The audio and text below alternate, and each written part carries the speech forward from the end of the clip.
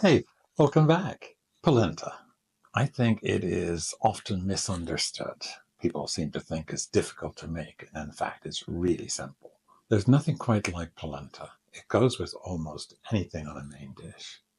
It's delicious with chicken, with beef, pork, and it's a delicate flavor, so it pairs really well with fish and seafood. The polenta I'm making today is a very classic, creamy Parmesan polenta. It is absolutely scrumptious. I think you'll like it a lot. So, since you're already in the kitchen, let me turn you around and we'll get started. Come on, let's get started with the polenta. Here I have 1 cup of coarse cornmeal. That's 185 grams. You can use a medium grind or a coarse grind. I like it coarse. 1/4 teaspoon salt. Careful on the salt because we're adding that salty Parmesan later. Here I have 4 cups of water. We'll use anywhere between 3 and 4. We'll see. So that would be 710 milliliters to maybe 950 milliliters. I'm going to add just a cup for now and mix it in so there are no lumps. Another half a cup. Under medium-low heat, let's get started.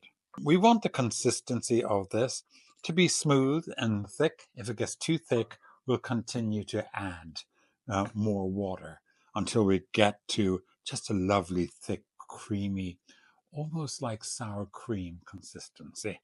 And that will take a while because we're going to continue feeding water to this so it hydrates. That was just 2 minutes and you'll see it's thick again. So I'm going to add another cup of water. A little bit more there. And continue to stir. Now I'm going to pop that on the back burner and keep an eye on it. Let's go ahead and add more water. That will be 3 cups. It's already been 10 minutes. And the polenta is coming along nicely, just barely simmering. The polenta is spitting at me like molten lava. It is very thick. So I'm going to add about another half a cup of water for now. Stir it and put it back on the low heat. So the polenta is very thick. So I'm adding the rest of the water. That is 4 cups total.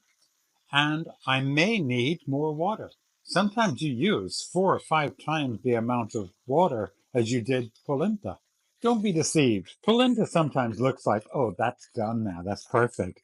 You have to taste it as you go along because it looks great.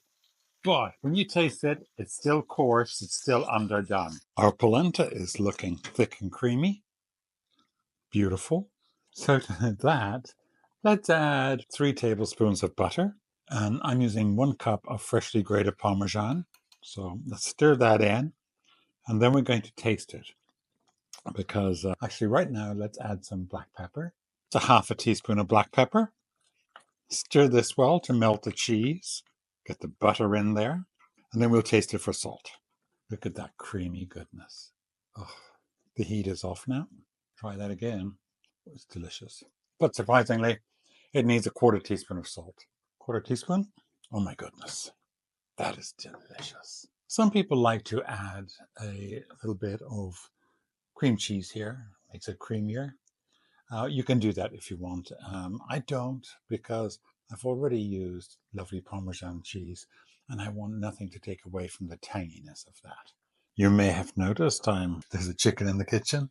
I'm preparing chicken piccata as well for another video that this dish will go perfectly with.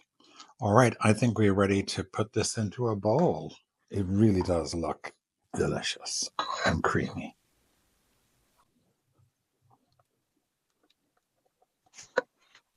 And there we have it. 1 creamy Parmesan polenta. Let's give that a taste.